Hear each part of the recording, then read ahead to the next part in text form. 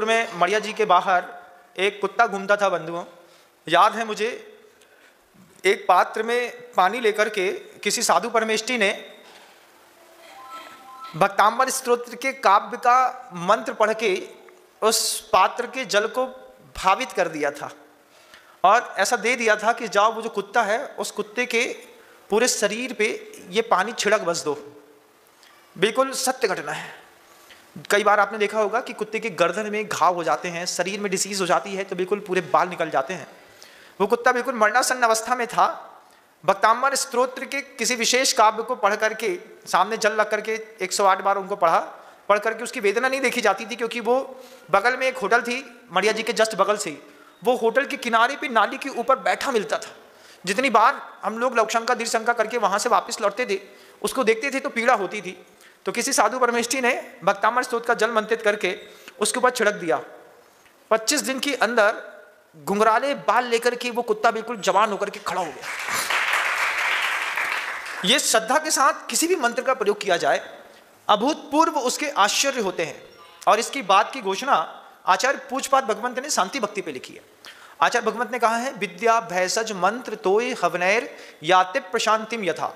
कोई भी रोग है, कोई भी कष्ट है, किसी भी प्रकार का दुख है, विद्या के माध्यम से, मतलब सही जानकारी मिल जाए तो आप अपना रोग ठीक कर लेंगे। जानकारी के साथ साथ भैषज मतलब औषधि विज्ञान मिल जाए, कोई दवाई मिल जाए, उससे भी रोग ठीक होता है। फिर मंत्र के माध्यम से, कई बार विज्ञान और मंत्र औषधि के माध्यम से ठीक नहीं होती, उसको जाप दे देते हैं, सुनो तुम ये जाप करा करो। आचार्य शांति सागर जी महाराज जी के चारित्र चक्रवर्ती पढ़ेंगे, उसमें आपको एक उदाहरण दिखाई देगा। क्षुल्लक जी को कोढ़ हो गया था, व्हाइट स्पॉट हो गए थे। तो व्हाइट स्पॉट होने पर उनको बार बार लगता था कि अब मेरी दीक्षा कैसे होगी। आचार्य शांति सागर जी ने उनको मंत्र फेरने के लिए दिया, एक ही भाव का चौथा काव्य। उन्होंने पूरी श्रद्धा भक्ति के साथ 6 महीने तक मंत्र फेरा। उनके 60% तक के दिशान धीरे धीरे करके गायब हो गए, लेकिन 40% फिर भी बचे थे। तब उन्होंने कहा कि आपने मंत्र दिया था, मैंने श्रद्धा भक्ति के साथ मंत्र फेरा, लेकिन मेरे पूरे निशान गायब नहीं हुए। कुछ धूमिल तो हो गए हैं, दूर से उतना नहीं दिखाई देता, लेकिन जितना दिखाई देता है उसके साथ भी मैं दीक्षा तो नहीं ले सकता। तब शांति सागर जी महाराज जी ने कुछ मंत्र पढ़ करके सिर्फ हाथ फेरा था बंधुओं, और वो निशान गायब हो गया था। ये बात चारित्र चक्रवर्ती पुस्तक पे देखिएगा। मेरा खुद का तो कुछ है नहीं, लेकिन दिमाग में है। तो मंत्र के माध्यम से भी रोग दूर होता है। विद्या भैसज मंत्र, उसके बाद एक शब्द आता है तोय। तोय का मतलब पानी होता है। जब प्रतिष्ठित जिनबिंब जो मंत्र से अधिष्ठित होते हैं, उन अधिष्ठित जिनबिंबों के ऊपर लगातार बीजाक्षरों की धारा छोड़ी जाती है। उस मंत्र में, उस जल में एक प्रभावकारी शक्ति होती है। वो गंधोदक पार्श्वनाथ भगवान का, शांतिनाथ भगवान का, आदिनाथ भगवान का, विशेष विशेष अवसरों पर अलग अलग प्रतिमाओं के गंधोदक से अलग अलग प्रभाव मिलते हैं। साधु परमेष्ठियों को इस बात की बहुत अच्छी जानकारी रहती है।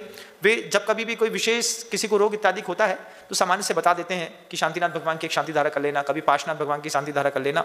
इस प्रभाव से भी जीवन में सौंदर्य विकसित होता है। ये पूज्यपाद भगवंत कह रहे हैं। विद्या भैसज मंत्र तोय, और फिर अंतिम है हवनैर। हवन के माध्यम से भी, मान लीजिए इन 4 का प्रयोग करने के बाद भी जीवन में आराम नहीं मिलता, तो विशेष प्रकार का हवन किया जाता है। शांति विधान के अंत में एक मंत्र लिखा हुआ है जो असंख्यात वर्ष पुराना है। अच्छा, मतलब तीर्थंकर शांतिनाथ भगवान जी के समय का ही है वो। ओम ह्रीम जगत शांति कराय श्री शांतिनाथाय नमः सर्वपद्रव शांतिम कुरु कुरु स्वाहा। इस मंत्र को अगर किसी गुरु ने आपको विशेष रूप से विधि समझा करके दिया है और उसका 6 महीने तक हवन लगातार करते हैं, इसका भी एक विशेष प्रभाव पड़ता है। ये सारी चीज़ें मेरी अनुभूत हैं बंधुओं। मैंने 22-25 साल के जीवन काल में, मुनि जीवन में, कई चीज़ों के ऐसे साक्षात प्रयोग देखे हैं जिसके लिए मैं इतना विश्वस्त हूँ। मैं भी कभी किसी को कोई प्रयोग बताता हूँ और उनके प्रयोग सफल हो जाते हैं। ये मेरा खुद का जीवन है, मैं देख रहा हूँ इस बात को, और ये तो मैं मानूंगा